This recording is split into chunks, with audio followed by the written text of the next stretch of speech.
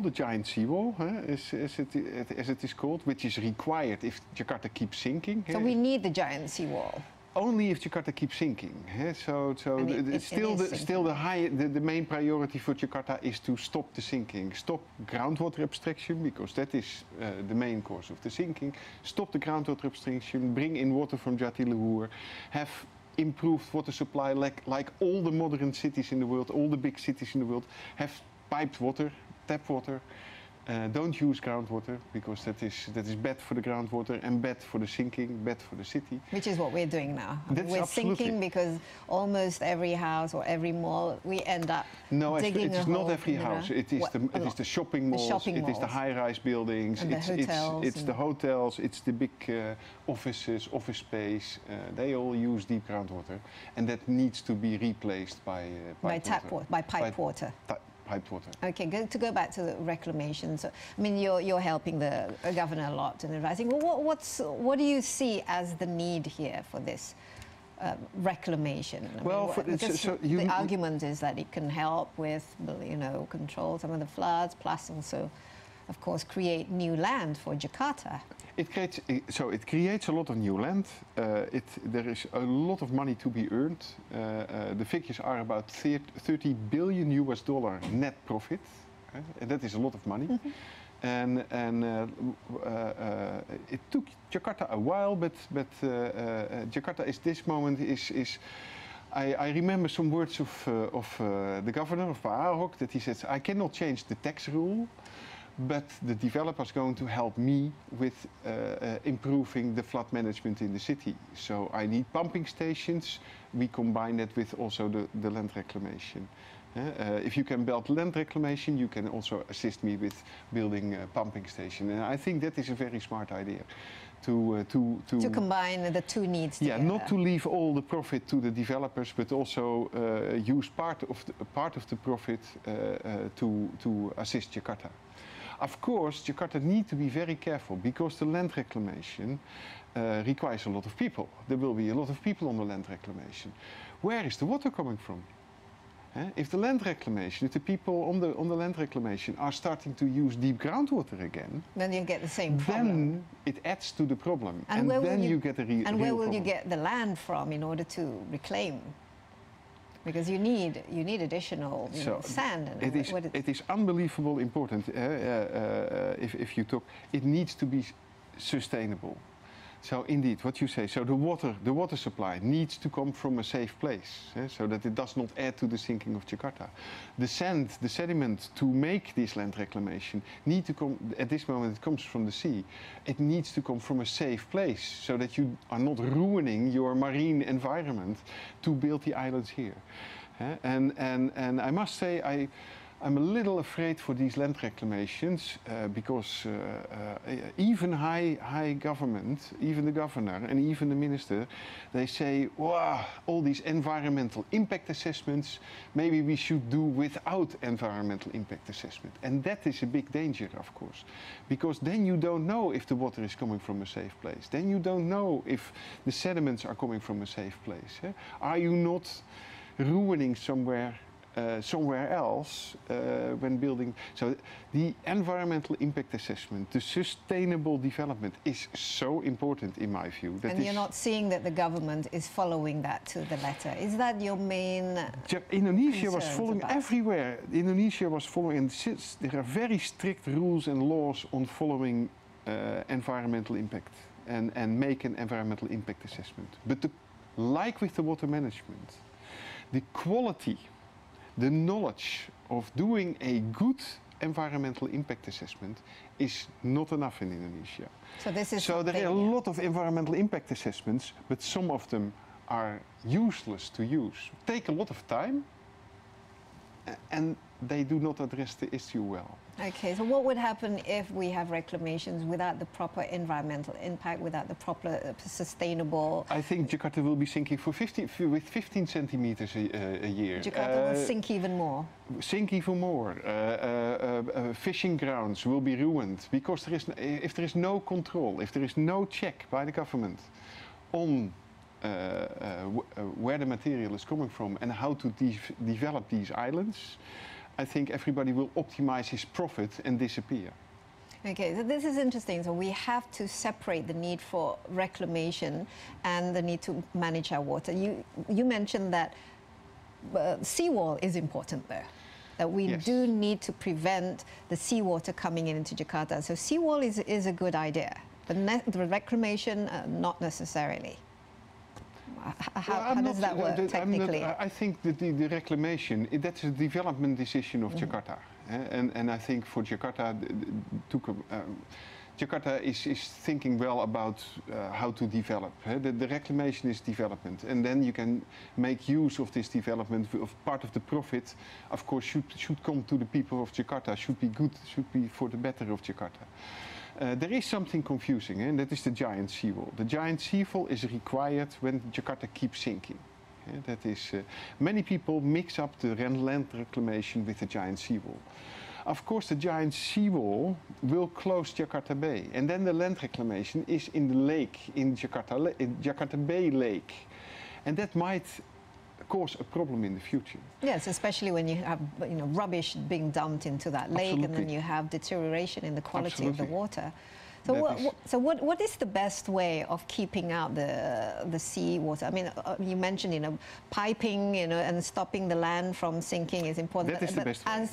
Yeah, but on top of that, the seawall can, if properly designed, help Jakarta from basically having seawater coming in. Yeah, the sinking always have to be stopped, but indeed, and there are very nice designs already for the giant seawall. Yes, it looks very nice. It's shaped like Garuda. And that is also part, again, combined with land reclamation, combined with new nature. The mangroves currently in Jakarta need to be replaced.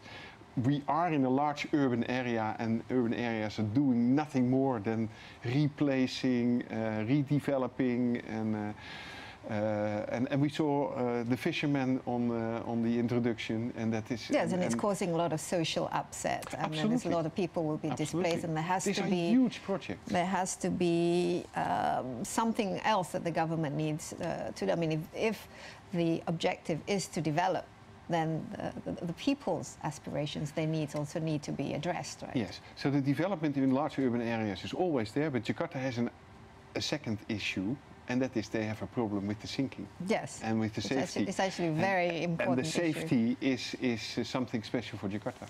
Okay, well, we take another little break. Pembahasan mengenai pengelolaan air dan upaya mengatasi banjir akan kita lanjutkan sesaat lagi.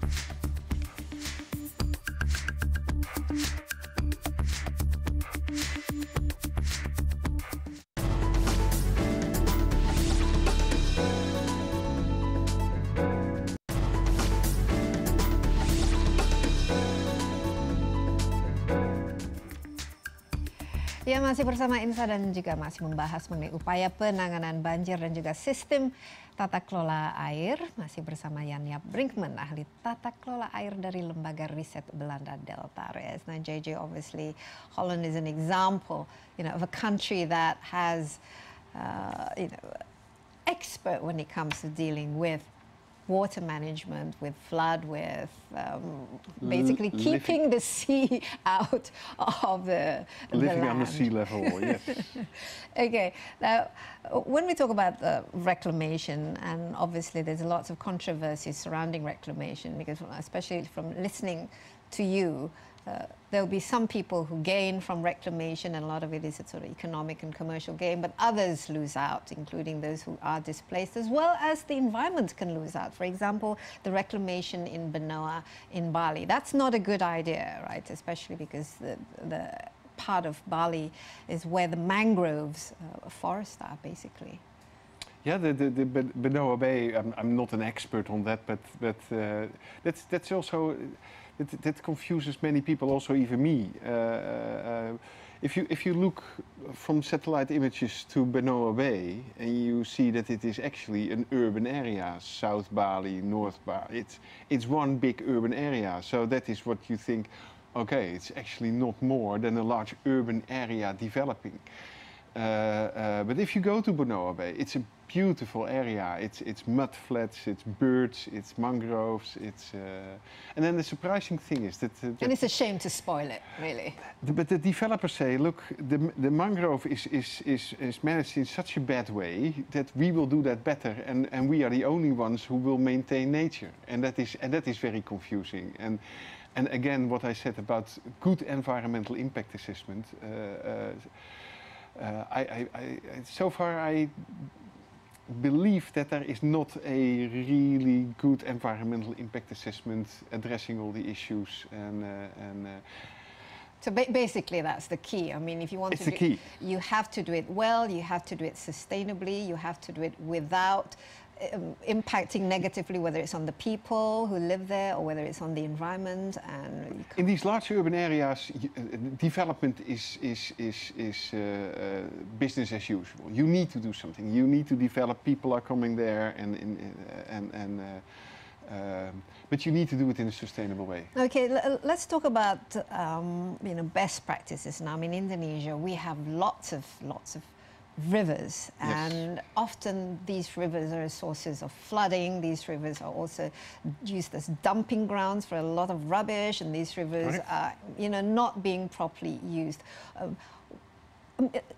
Tell us, I mean, what is the best way of addressing this? I mean, is this some kind of mindset shifting that is needed there, or education, or some kind of expertise that is needed? Because otherwise, these rivers, we're not maximizing them the way other cities, for example, they create beautiful city. Beautiful city often has beautiful, clean river in the middle. I think there needs to be what you say, a mind shift, a motivation. Water is beautiful. A river is not a dump site. That are very important steps which need to be made. And it's not only Indonesia that does not put water as a very high value good. It's a shame, because water is a source of life. I mean, water is a source of life. Everything, activities. And Indonesia, it is considered by everybody that it should be available to everybody. But the management of the water, the care for the water, is very limited at the moment. And that needs to improve. And that is the mind shift that needs to especially change. In the government, right? Now you're advising the... No, it's not. No, absolutely. No, I do not agree with that.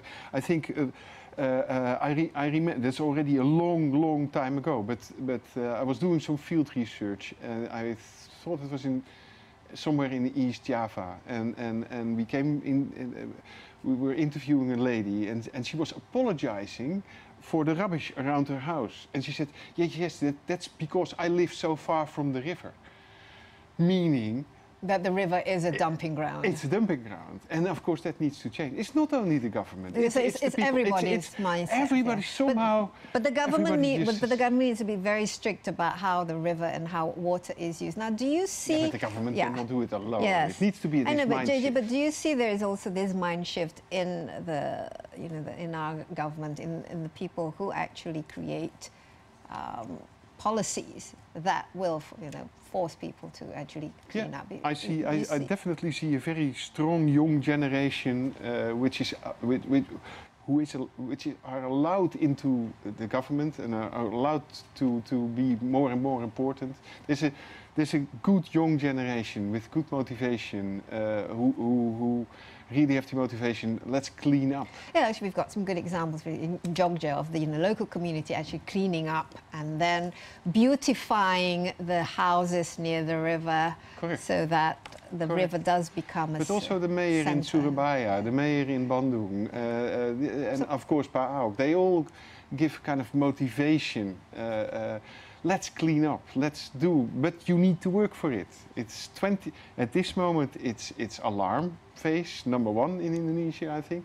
It's 24 hours a day, 7 days a week, 365 days a year. You have to work to clean up the system. And we also and need... Jakarta is on the way. I'm convinced that Jakarta is on the way. Yeah, we just need to constantly educate ourselves and also remind ourselves. I mean, rubbish... Don't only blame the government. Yeah, don't throw rubbish into the river. And then, from there we can hopefully we can address some of these last issues. signal from Holland, the most important step for safety, water safety, is maintenance. Are sure that the gates are working, are sure that the pumping stations are working, are sure that there is enough capacity in the rivers. That is, Okay, well, JJ, thank you for being on the show and sharing with us. And I'm glad to hear that we are actually on the right track. I'm convinced of that, yes. Thank you very much. Oke, dan pengelolaan air menjadi tantangan besar bagi Indonesia. Apa saja strateginya dan kendala yang dihadapi akan kita ulas lebih dalam setelah informasi berikut ini. Tetaplah bersama saya dalam Insight.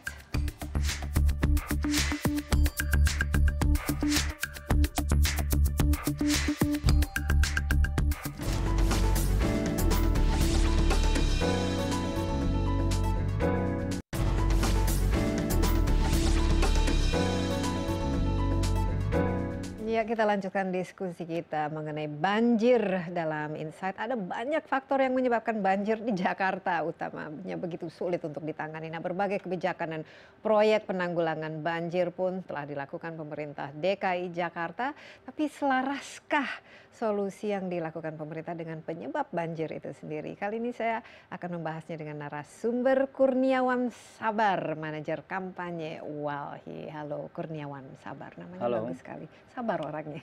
Ya, gitu. Saya panggil Wawan aja ya. Nah, Wan, kalau kita lihat kan biasanya banjir walaupun begitu bekerja keras ya pemerintah DKI untuk menangani dan juga menanggulangi banjir. Kira-kira apa yang bisa dikritisi oleh WALHI dari sudut pandang WALHI mengenai upaya? Ya, sejauh ini memang WALHI sudah melakukan penilaian bahwa banjir di Indonesia, khususnya di kota-kota besar seperti yang ada di Jakarta, itu sebenarnya sebagai bentuk wujud dari satu ketidakmampuan kita dalam pengelolaan, ketidakmampuan kita dalam melakukan pengelolaan yang baik terhadap satu wilayah dan dengan daya dukung, dengan daya tampung yang baik atas lingkungan yang ada di wilayah tersebut. Sehingga memang kita akan sering, bahkan sangat sering melihat kejadian banjir itu terjadi di Indonesia, termasuk di Jakarta ataupun kota-kota besar yang ada di Indonesia. Sumber ketidakmampuan itu dari mana? Apakah karena kebijakannya itu salah, atau penanganannya atau pemahamannya terhadap penyebab banjirnya itu sendiri yang keliru? Kenapa tidak mampu? Dalam berbagai aspek memang ini terdapat berbagai kelemahan ya, baik dari segi regulasi ataupun kebijakan yang diterapkan oleh pemerintah, begitupun dalam aspek implementasi dan evaluasi dalam contoh kebijakan regulasi tersebut. atau kebijakan yang keliru. Regulasi yang dimaksud misalnya penerapan tentang kajian lingkungan hidup strategis, bahwa Undang-Undang PPLH telah mengamanahkan untuk implementasi kajian lingkungan hidup strategis dalam pembangunan di Indonesia. Namun faktanya bahwa selama ini terjadi kelambanan dari pemerintah untuk menyediakan regulasi yang memadai. Jadi sampai sekarang regulasinya itu belum ada? Belum ada. Dan itu masih dalam proses pembahasan untuk melahirkan satu peraturan pemerintah terkait dengan pelaksanaan kajian lingkungan hidup strategis dalam pembangunan di Indonesia. Nah, karena tidak ada regulasi atau undang-undang yang jelas ini apa berarti dampaknya bahwa implementasinya untuk penanggulangan banjir itu juga itu akan tidak sangat sempurna. Banyak dampaknya, mulai dari pembangunan di sektor hulu sampai di sektor hilir, termasuk di kota-kota ya. Salah satu misalnya kalau kajian lingkungan hidup strategis itu tidak dilakukan, maka penyusunan rencana tata ruang wilayah itu tidak akan didasarkan pada bagaimana melihat daya dukung dan daya tampung lingkungan hidup. Begitupun dengan isu-isu strategis yang bisa mengancam keberlanjutan atau beresiko terhadap lingkungan. Jadi tidak holistik ya, tidak dari hulu ke hilir dan tidak juga berkelanjutan ya, tidak sustainable. Maka dampaknya adalah salah satunya karena pembangunan itu tidak memiliki dasar analisis yang baik, perencanaan yang baik, maka ya salah satunya adalah terjadinya banjir dan tapi kenapa? Apakah karena mungkin ketidaktahuan atau kurangnya data, kurangnya hasil riset, atau apa sebenarnya yang membuat undang-undang ini atau regulasi tentang tata kelola yang strategis ini sampai sekarang masih belum terwujud? Ada dua hal yang diperiksa oleh WALHI selama ini. Yang pertama itu berkaitan dengan political will, dan yang kedua adalah market driven. Berkaitan dengan political will, kami menilai bahwa seluruh aspek sebenarnya itu sudah lengkap, baik dari segi data ataupun regulasi itu sebenarnya sudah bisa didorong untuk diimplementasikan. Jadi kajiannya itu sebenarnya sudah ada? Sudah ada. Political will pemerintah lah yang kemudian ditekankan untuk mau mengimplementasikan itu atau tidak. Yang kedua, keberpihakan pemerintah dalam hal ini, kita melihat bahwa sebagian besar kebijakan pembangunan dan implementasi pembangunan Indonesia itu lebih pada market driven ya. Maksudnya artinya, apa? Lebih mengedepankan bagaimana mengejar keuntungan dari aspek pasar. Sehingga pembangunan yang dimaksud ini lebih cenderung untuk mengutamakan investasi yang ternyata faktanya itu hanya menguntungkan segelintir golongan atau segelintir kelompok. Sedangkan di aspek keberlanjutan lingkungan hidup dan keadilan terhadap akses masyarakat itu cenderung terabaikan sampai sejauh ini. Tapi kalau khusus untuk DKI, apalagi karena di Jakarta ini kita masih sampai sekarang ini kita masih kalau musim hujan sudah otomatis sudah banjir. Tapi kita lihat ada keinginan dari segi political will sebenarnya kan sudah ada dari Ahok untuk membersihkan sungai, melakukan dredging dan lain sebagainya, normalisasi sungai dan juga pembangunan kanal-kanal. Apa yang Anda lihat yang sebenarnya sudah berjalan? Pertama, kita masih melihat bahwa di Jakarta ini itu sangat minim daerah dalam hal ini daerah tangkapan hujan atau daerah resapan air. Itu semakin berkurang ya? Semakin berkurang akibat pembangunan yang semakin pesat. Begitupun dengan ruang terbuka hijau yang sebenarnya sebagai space publik juga sebagai daerah resapan air. Yang kedua adalah faktanya kita tidak pernah melihat dengan baik bahwa Jakarta ini dialiri oleh 13 sungai. Dan ini salah satu fakta menarik dalam satu kota besar dialiri oleh 13 sungai. Artinya kalau tidak ada upaya yang kuat untuk memperbaiki atau memulihkan kondisi sungai dengan yang ada sekarang, maka sangat besar kemungkinan atau sangat besar potensi kejadian banjir itu disebabkan oleh buruknya pengelolaan daerah aliran sungai yang ada di Jakarta.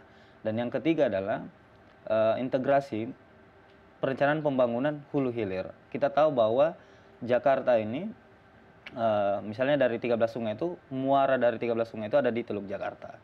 Tapi kawasan hulunya itu berada di luar Jakarta. Artinya kalau dia mau melakukan perbaikan, dia harus melakukan satu perencanaan pembangunan yang holistik, yang dimana itu akan memadukan perbaikan di sektor hulu, di wilayah hulu dan di wilayah hilir. Ya, dan harus juga bekerja sama dengan tetangganya juga untuk memperhatikan secara holistik. Nah, Wan sendiri dengan sekarang kan usaha untuk mengubah Kalijodo misalnya menjadi ruang terbuka hijau, ini sudah betul memang perlu misalnya daerah seperti Kalijodo itu dikembalikan menjadi ruang hijau. Dalam aspek fungsi pasti pemerintah harus memiliki kajian yang baik terhadap fungsi ruang tersebut.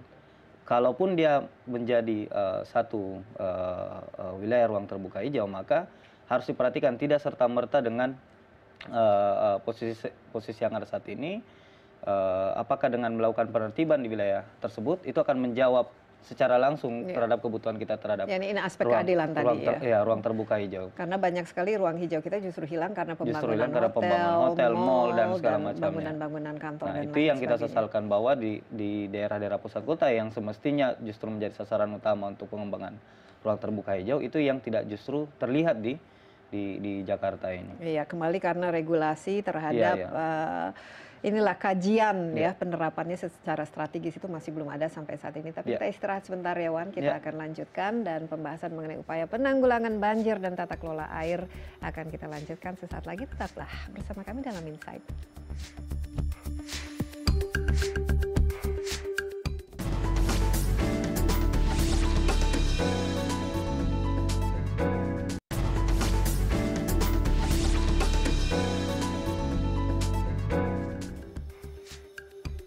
Ya, pemerintah Provinsi DKI Jakarta melaksanakan proyek reklamasi pantai untuk membangun 17 pulau di pesisir utara Jakarta. Nah, reklamasi di Jakarta sendiri sebenarnya sudah dilakukan sejak tahun 90-an. Nah, apa saja dampak lingkungan yang diakibatkan dari reklamasi dan sejauh mana misalnya tanggul laut raksasa mampu menjadi solusi banjir? Masih bersama manajer kampanye Walhi Kurniawan.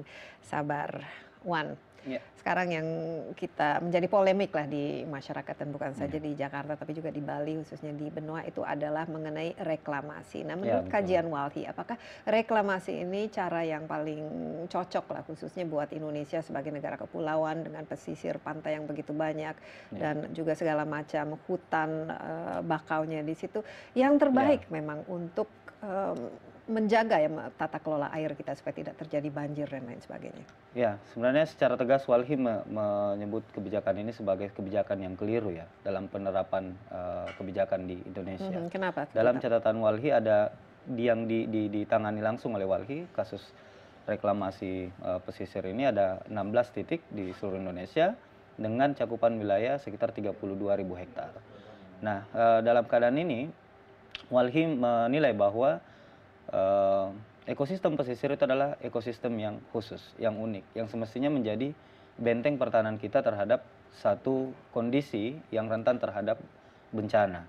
Nah, dengan adanya reklamasi ini sebenarnya itu akan justru membalikkan keadaan tersebut, yang justrunya menjadi benteng terhadap satu kondisi rawan bencana, tapi dengan reklamasi ini justru akan mengakibatkan kondisi yang dimana pesisir Indonesia itu akan justru rawan dengan bencana. Kalau dikatakan ini menjadi salah satu solusi terhadap penanganan banjir, kami juga mengatakan bahwa ini bukan solusi. Karena akar dari masalah banjir sebenarnya bukan di muara laut atau pesisirnya, tapi ada di darat, yang dimana di situ pengelolaan ruang dan pengelolaan kebijakannya itu tidak tepat dalam mengimplementasikan perencanaan pembangunan. Iya, nah kedepannya bagaimana langkah yang paling tepat untuk mencegah Jakarta itu sendiri tenggelam? Nah, kajian ini sebenarnya kajian yang sudah cukup lama ya. Di dalam perencanaan Jakarta sebelum pembangunan reklamasi yang ada saat ini, itu sudah ada konsep Jakarta Defense Coastal Strategy, di mana di situ sebenarnya sudah menjawab bahwa penurunan muka tanah Jakarta itu disebabkan oleh penggunaan air tanah yang berlebihan sehingga terjadi land subsidence, bukan karena justru naiknya permukaan laut tiba-tiba yang kemudian itu harus direklamasi. Ya, jadi berarti jawabannya harus dihentikan adalah penggunaan air tanah kita. Tidak dalam dihentikan, tapi dia harus diatur ulang, diperketat bagaimana penggunaannya sehingga land subsidence ini bisa ditekan. Itu kalau berbicara soal menjawab tenggelamnya. Kalau dia menjawab banjirnya, kita kan harus periksa di mana muara di mana akar masalah banjirnya. Itu yang kemudian ditangani. Kok tiba-tiba langsung dijawab dengan reklamasi? Ini yang menarik. Tapi kalau kita periksa di seluruh Indonesia, semua proyek reklamasi itu memang hanya dua prospek tujuannya. Itu pertama pembangunan pemukiman yang jauh lebih layak, dalam hal ini tanda petik mewah. Dan yang kedua sebagai pusat pengembangan bisnis baru di makanya sering ditentang ya, apalagi kalau misalnya merusak hutan bakau di pesisir, karena hutan bakau ini juga merupakan defense kita yang terbaik ya terhadap pengikisan pantai kita. Nah, kalau kita kan semakin lama semakin tenggelam karena menggunakan air tanah, itu juga karena misalnya kalau kita lihat hotel itu semuanya menggunakan sumur kan, karena pipanisasi air di Jakarta itu masih belum maksimal, tidak seperti di kota-kota lain. Nah, jadi mau tidak mau kan kita sudah di bawah permukaan laut. Tanggul raksasa, apakah ini merupakan salah satu jawaban juga untuk mencegah permukaan air laut masuk ke dalam daratan? Pada prinsipnya, belum ada teknologi yang ada saat ini yang bisa menjawab gejala alam, di mana alam ini kan berproses secara alami. Pembangunan tanggul sebenarnya juga prinsipnya adalah melakukan reklamasi. Nah, ketika reklamasi ini terjadi, maka teknologi yang kita terapkan adalah teknologi yang justru menentang prinsip-prinsip alam. Nah, kami mengatakan bahwa ini tidak akan menjawab masalah yang sebenarnya. Mestinya itu harus dijawab dengan memperbaiki ekosistem yang ada di pesisir. Kalau memang kita betul-betul mengatakan bahwa kita ingin membangun pertahanan terbaik, maka perbaikan ekosistem pesisir dengan membangun kembali hutan mangrove atau pertahanan alam itu menjadi jawaban terbaik. Sedangkan pembangunan tanggul ini itu tidak akan menjawab. Mesti dipahami bahwa kota besar yang ada di dunia ini, salah satu yang paling unik itu adalah Jakarta. dengan dialiri 13 sungai. Seharusnya menjadi berkah ya kalau sekarang. Iya, kalau semestinya menjadi berkah. Setiap musim hujan bisa menjadi bencana itu. Iya, iya. Nah, itu yang kita sesalkan. Nah, proyek-proyek reklamasi yang kemudian dikembangkan di Indonesia, khususnya misalnya yang ada di Jakarta, sebenarnya studi atau kajian proyeknya itu mengambil studi di Amsterdam ataupun di Korea dan Singapura. Yang keadaan alamnya itu sangat berbeda dengan yang ada di Indonesia. Artinya kita tidak pesimis dengan teknologi yang ada saat ini, tapi dalam Undang-Undang Lingkungan Hidup juga sudah diterapkan bahwa tidak bisa dikatakan hanya karena kekurangan kita pengetahuan terhadap teknologi itu, maka ketika terjadi bencana maka tanggung jawab itu Tapi saran secara spesifik yang Walhi berikan kepada pemerintah itu apa saja, mengingat kita sudah tenggelam, itu sudah tidak bisa dipungkiri dan kita sudah di bawah permukaan laut dan memang mau tidak mau harus ada penanganan yang cepat ya. Ya, penanganan yang cepat sebenarnya prinsipnya adalah melibatkan masyarakat secara langsung. Nah, di sini kita telah mengusulkan pada pemerintah bahwa khusus untuk penanganan banjir ataupun penanganan yang ada saat ini, itu harus melibatkan seluruh stakeholder dengan melihat satu irisan kebijakan dari hulu ke hilir. Kalau itu tidak dilakukan dengan sekarang, maka kita akan terus melambat. Kita hanya akan membendung satu masalah dengan satu masalah yang baru, dan itu sifatnya akan sangat jangka pendek dan justru akan mengancam kerusakan yang lebih besar. Iya. Nah, dengan rencana-rencana membuat ruang terbuka hijau ini, apa yang bisa kita pelajari, kita kritisi, dan juga kita mungkin sambut dengan baik? Ya, betul bahwa kita ingin melihat satu pembangunan yang bisa menjamin keadilan bagi seluruh makhluk hidupnya. Begitupun dengan keberlanjutan lingkungan. Aspek keadilan terhadap masyarakat itu menjadi aspek paling utama. Pembangunan ruang terbuka hijau atau pengembangan ruang terbuka hijau adalah satu kebijakan yang juga kita dukung. Tapi dengan satu pola yang betul-betul memastikan keadilan terhadap masyarakat. Nah, disinilah kita mendorong bagaimana pemerintah, baik di Jakarta ataupun pemerintah di kota-kota lainnya, itu bisa menundukkan masyarakat sebagai satu stakeholder penting dalam pengambilan kebijakan. Karena kalau itu tidak dilakukan, maka yang terjadi adalah apa yang terjadi saat ini. Pembangunan ruang terbuka hijaunya justru berdarah-darah di tanda petik di sana-sini. Pun itu tidak menjawab. Ya, tapi hotel dan mall itu tetap dibangun dan lain sebagainya, mengambil ruang hijau lainnya. Nah, terakhir Wan, kita kan idealnya memiliki kota yang istilahnya smart city, dan Gubernur Ahok juga sering bercita-cita lah ingin membuat Jakarta itu menjadi smart city ya. Kira-kira cita-cita Jakarta menjadi smart city bisa terwujudkan dalam waktu yang singkat? Berapa lama diperlukan? Saya pikir ini menjadi satu dengan melihat konsep yang ada sekarang, itu akan sangat pesimis ketika kita mengatakan bahwa ini akan bisa terjadi dengan cepat. Apalagi kalau hanya mempertimbangkan bahwa ini konsep ini hanya bisa dinikmati oleh segelintir orang atau golongan-golongan tertentu. Livable city berarti kota yang nyaman, layak huni, tapi layak huni yang dimaksud adalah layak huni bagi seluruh masyarakat atau seluruh orang yang berhak hidup di Jakarta. Begitupun dengan smart city, kita ingin membangun kota dengan konsep smart city yang dikatakan sekarang ini, tapi justru sebenarnya itu jauh dari harapan masyarakat, karena smart city yang dimaksud tidak hanya kita inginkan kota ini tidak hanya bisa membangun kehidupan yang cerdas ya, tapi juga memastikan kesejahteraan masyarakat yang ada di dalamnya. Nah, yang kita inginkan adalah meskipun dia tanpa dilabelkan dengan smart city, tapi dia bisa memastikan kesejahteraan dan keberlanjutan lingkungan, itu adalah harapan kita. Mungkin livable dulu ya, layak dihuni dulu sebelum jadi smart city, tapi mudah-mudahan ke depan 5, mungkin 10, 15 tahun ke depan kita memiliki kota yang bisa dinikmati oleh semua orang, memiliki ruang hijau yang lebih dari 30%, sekarang masih di bawah 10%, padahal Jakarta itu pernah loh, hampir 40% itu hijau, tapi jumlah penduduknya juga hanya mungkin 1/4 ya dari yang kita miliki sekarang. Wan, terima kasih banyak dan telah hadir bersama saya dalam Insight, dan memang menerapkan tata kelola air yang baik masih menjadi tantangan besar di tengah laju pembangunan Indonesia. Pemerintah juga harus tegas dalam menjalankan pembangunan yang berkelanjutan, dan di sisi lain juga dibutuhkan dukungan dari kita-kita semua agar pembangunan tidak hanya semata-mata demi kepentingan manusia, tapi juga harus berpihak kepada kelestarian lingkungan, dan jangan lupa jangan buang sampah sembarangan ya. Saksikan kembali Insight besok bersama saya Desi Anwar. Bye bye.